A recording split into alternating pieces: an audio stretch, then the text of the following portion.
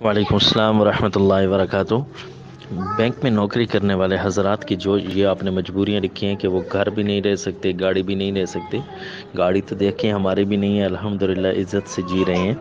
تو یہ گاڑی کو ان ضروریات میں شامل نہ کیا جائے کہ جس کے لیے جو ہے بینک کی نوکری کرنی پڑ جائے، نہ ہی تعلیم وغیرہ کے اخراجات کے یہ اس مجبوری کے لیے ہیں، کیونکہ اسلامک پڑھائی ہی فرض ہے، اور یہ فرض جو ہے نا آسان طریقے سے ادا ہو جاتا ہے اور فری میں مل جاتا ہے۔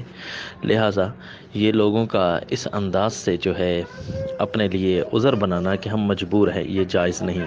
یاد رکھیں، مجبوری میں حرام کھانا بھی جائز ہوتا ہے، لیکن وہ مجبوری جس میں بندے کی جان جانے کا خطرہ ہو یا کسی عضو کے تلف ہونے کا خطرہ ہو، تو اس وقت خنزیر کو بھی کھانا، لیکن اتنا ہی کھانا جائز ہوتا ہے جس سے قوت لا یموت، کہ جس نے سے بندہ مر نہ سکے۔ یعنی اگر ایک نے والا کھانے سے جان بچتی ہے تو وہ 2 نہ کھائے، 10 نہ کھائے۔ تو یہ بینک کی ایسی مجبوری کیسے ہے؟ اور یاد رکھیں، قرآن پاک کا سودی مراکز کے لیے، سود کے لیے حکم آیا ہے، فَأْذَنُوا بِحَرْبٍ مِّنَ اللَّهِ وَرَسُولِهِ، اللہ اور اس کے رسول کے ساتھ ان کا باقاعدہ اعلان جنگ ہے۔ تو سور کے، خنزیر کے گوشت کے بارے میں اللہ نے اعلان جنگ نہیں فرمایا، لیکن اگرچہ وہ حرام ہے، لیکن یہ جو مراکز ہیں یہ تو اللہ تعالیٰ کے اعلان جنگ کے جو ہے کیا کہتے ہیں مورچے بنے ہوئے ہیں۔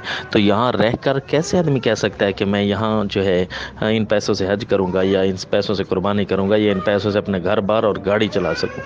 یاد رکھیں، یہ باقاعدہ سودی کاروبار حرام ہے، بینک کی نوکری حرام ہے۔ ایسے بندے کی نہ زکوٰۃ لگتی ہے، نہ ہی اس کا کوئی صدقہ خیرات چل سکتا ہے، اور نہ ہی یہ حج کر سکتا ہے ایسے پیسوں کے ساتھ، کیونکہ 1 to all یہ چیز حرام ہے۔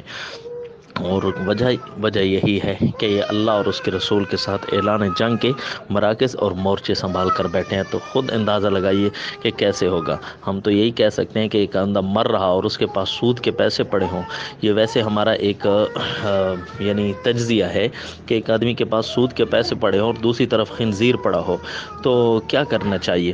تو ہمارا وجدان تو یہی کہتا ہے کہ اس وقت بندہ جب مر رہا ہو تو خنزیر کو تو کھا لے، لیکن سود کے پیسوں کو استعمال نہ کرے، کیونکہ یہ تو اللہ کے ساتھ اعلان جنگ کر کے حاصل کیے گئے ہیں۔ والسلام۔